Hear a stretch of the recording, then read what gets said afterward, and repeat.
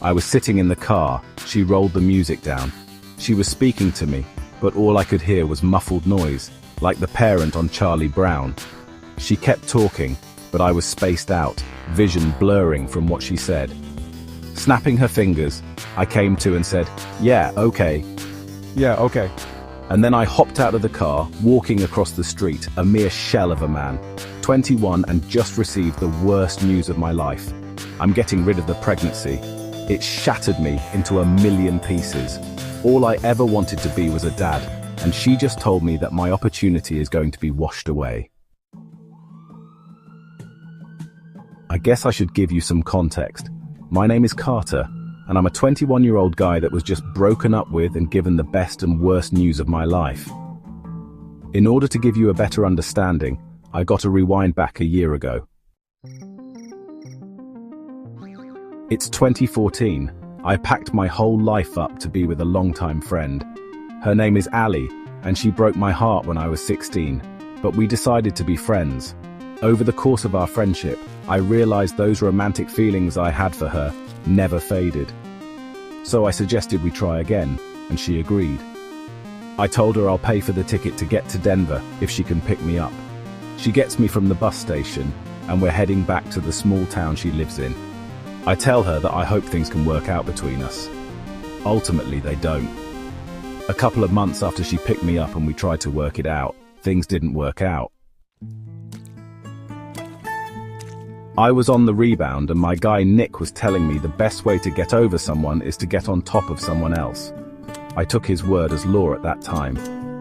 We go to our local convenience store and there was this cutie working there. For safety purposes, we'll call her Vanny. And Vanny had it going on.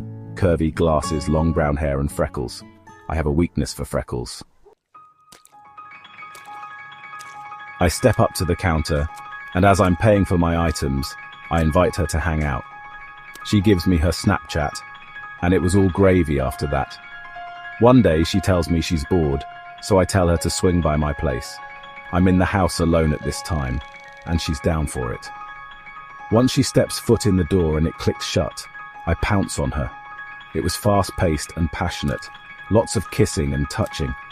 I get her clothes off, and we do it right there on the carpet. It was hot and heavy and there was no protection, but we were on the trust program. For those who don't know what the trust program is, that's when you tell the person you're clean and promise to pull out unless told otherwise. We get that out of the way, and I give her my best locomotive action for about 2 hours. That's when she tells me she can't take anymore, her legs feel like jello. I was happy because I didn't think I could take my knees rubbing on the tiles anymore anyway. We get dressed, kiss, and go out back for a smoke. That's around the time my boy Nick shows up with dinner and tells me to come eat, even though I ate already. So I give Vanny another kiss and say, "Text me when you make it home." This was a passionate and wild couple of months. Anywhere there was a flat surface, we were all over it. A couple of favorites were the hood of her car under starry skies listening to Uncle Kracker, against a wall in her room, and on the trampoline out in front of her trailer. Nothing was off limits. We even went at it, cuddling in her bed. But over the course of the winter, she hit me with the cold shoulder. She stopped inviting me to hang out with her and even stopped responding to my messages.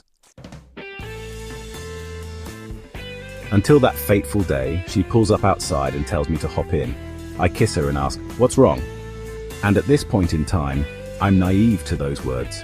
She says, and ask, "What's wrong?" And at this point in time, I'm naive to those words. She says, "Late." My period is late. I tell her, "What are we gonna do? I'll step up and be a dad." She tells me, No, you're too immature. Consider this my final goodbye and a gift to you. I'm going to get rid of it. and in that moment, I feel the world just stop. Everything fades to black, and all my feelings bubble up to the surface all at once.